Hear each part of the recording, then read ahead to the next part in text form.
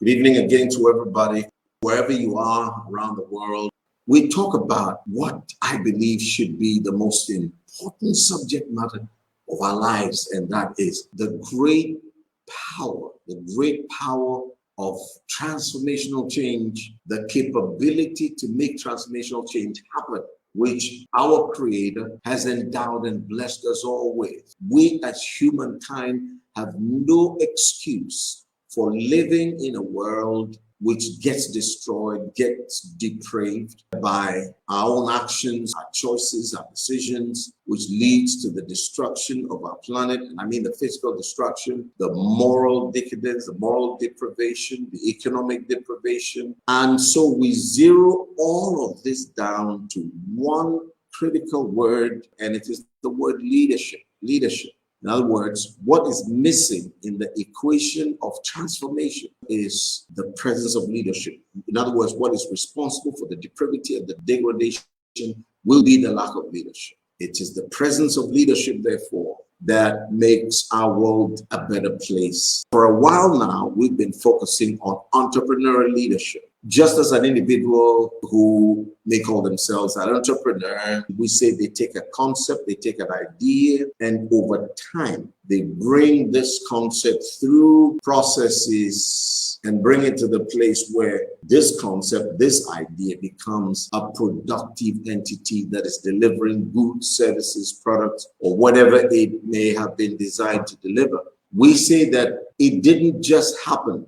The people, the individual didn't just get up one day to, just lay hold of a concept, take hold of a concept, and then bring this concept into a full-blown entity. What happened was they put into practice certain values. It was not magic. It didn't just happen. They didn't just sit around a concept doing nothing, and then suddenly the concept becomes an entity, a full-blown, well-oiled machinery. People don't just get up and become difference makers, world changers, change makers, game changers who significantly impact their world. The history of anybody and everybody we have ever read about, hopefully including you, because you are also born and blessed, created, endowed with the capability to be a game changer. No matter how small, how little you look at yourself, my hope is that we will read about your story. The generations to come will say, once upon a time, there was a man, there was a woman who lived on the shores of this earth, and say he contributed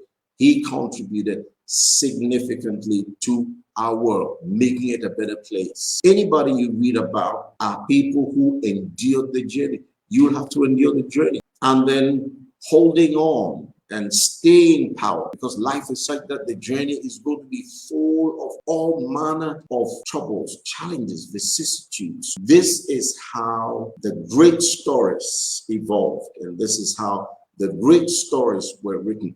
No lottery, no game, nothing like that. It was intentional, it was deliberate, it was effort. Our conversation is leadership, and it's towards this great continent of Africa, who sits on such great blessing of resource, and yet we are among the most impoverished on the face of the earth. That's travesty. That's a contradiction in all terms. It should never be that we are so well resourced, the most resourced of all nations, all continents of the world, and yet the most impoverished, to the extent that one company called Apple, since 2020 or so, the value of Apple has jumped up to $3 trillion, far more than the whole of Africa's GDP.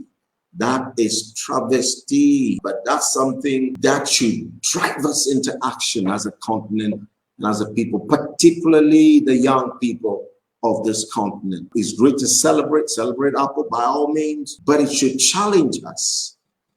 So, to do a quick recap, what we said last week was the whole conversation about entrepreneurial leadership. Entrepreneurial leadership puts the human being as the agent of change at the center of achieving Africa's transformation. So it is not just about making money. It's not commercial activity, some productive activity that just results in money. Money may be part of the reward system, but then the conversation about entrepreneurship or entrepreneurial leadership has to take into consideration and into account the human being. Not so much the concepts, not so much the ideas, not so much the activities, but the human being, the human being. The human being should be and has to be at the center of transformational change, because entrepreneurial leadership is about transformational change. It's about taking a concept, an entity, and growing it till it becomes a productive machinery that delivers the blessing of transformational change, the benefits of transformational change, including money. We're saying, let's put the human being's development of values should be the first port of call in the discussion and in the conversation about entrepreneurial leadership, and really all of leadership, before talking concepts and ideas and commercial activity and so on. We also make the argument that entrepreneurial leadership is primarily the quality of thinking. If Africa is going to cancel out this travesty, this contradiction of being the most blessed continent, the most youthful continent, in other words, the youngest demographics in terms of age demographics all over the world, if it is going to be found here in Africa,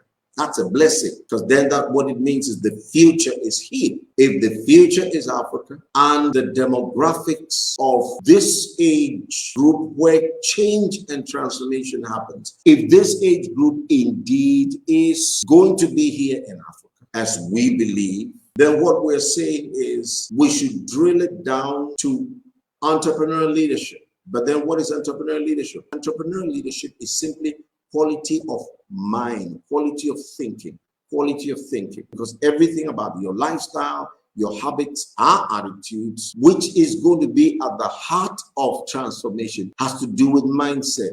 So I want to thank you so much. Please like, subscribe, share, share. Have a great evening. Good night.